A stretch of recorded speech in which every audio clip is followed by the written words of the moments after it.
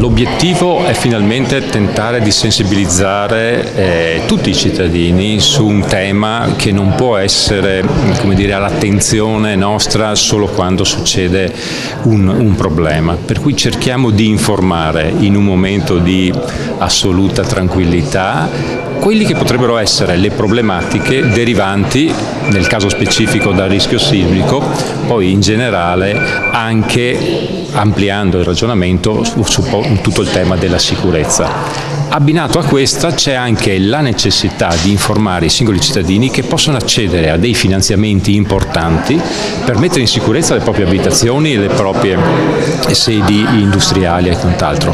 E quindi è più che necessario trasmettere questo messaggio. Abbiamo dei problemi dal punto di vista della sicurezza, ma abbiamo anche delle risorse per poter consentire di raggiungere e mitigare questo problema.